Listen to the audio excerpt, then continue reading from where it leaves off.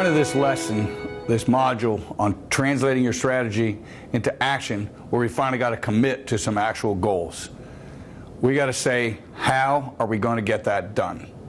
We have to take all those implications we've been writing down, we've been noticing as we go along, and make sure that we don't gloss over any details about time, money, or talent that it's going to take to make it happen.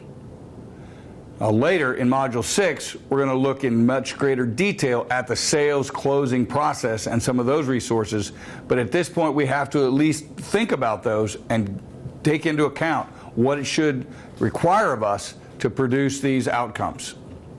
This simple slide gives you a place to concisely capture all this thinking you've been doing about the goals you're setting, the actions you're going to have to take. So the categories we're going to pay attention to for each of these critical goals that come off of your product technology roadmap and match your strategic milestones.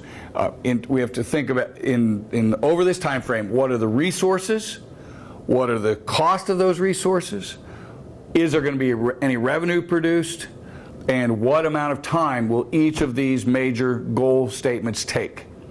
This is where you have to sit in a room and talk to people who are going to execute on each one of these steps. Now, in the days of gone by when I was an R&D director and we always were asked to estimate time for things that were, after all, research, it was really tricky to say, how long is it going to take for you to invent something? You might feel kind of the same way as those researchers felt when we were trying to do that in that context. One of the best little tricks you can have for getting reasonable time blocks, because I'll tell you, the biggest error people make is how fast they can move and how long it's going to take, also how much money they're going to spend.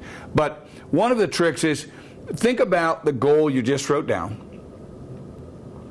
Get 2 or 3 people together who have done that type of thing before and ask them to define what's the shortest it could take, what's the longest you think it could take, and what would you actually expect from everything you know about this time. If you get that opinion from 3 different people and you pull all that together to make your estimate, you'll get 2 things out of it. One is, okay, on average they said it's going to take 8 weeks to accomplish that goal, or whatever that number is.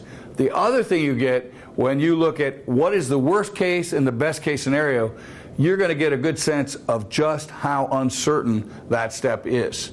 And so you're going to be better at communicating to other people exactly how much play there is in this schedule. It should take 8 weeks, but it could take 25, or maybe it's really tight on this one. It always takes between 6 and 8 weeks.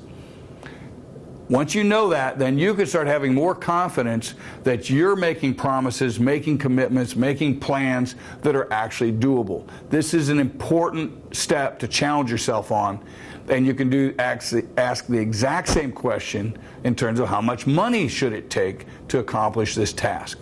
So once you have that level of planning, and based on the insights of the customer needs and the detailed tasks that you're going to have to do, then you're going to end up with 2 things. You're going to now have that confidence, and you know what the play is in this schedule, but you have a plan of attack that you know you can meet those customer needs, and that's what you set out to do. The second thing is you can be confident that you haven't forgotten things that are going to kill you along the way. This process is designed to make you think of all the right things as you go along. Most of those are not necessarily things that you've done before, but if you read the business press, you will find that there's a fair amount of writing about this phenomenon, overconfidence. A lot of business leaders exhibit overconfidence that's based on not digging into enough detail, and they just gloss over things that are actually a lot more complicated than they think they are. My experience with clients is when I have a technical person in the room, they understand the complexity of the technical problems. They think the business is to them a black box. How hard can it be? Put some inputs in, outputs come out, go sell something. The business guys in the room know how complicated that is. They look at the technical guys in the room and say, How hard can it be? You know how to do this. You're an engineer. Go make it do that.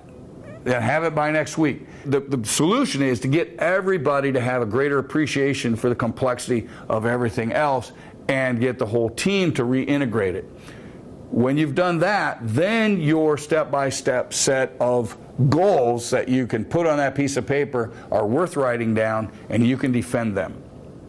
When we come back, we're going to talk about the team it's going to take and the talent it's going to take to execute on those goals.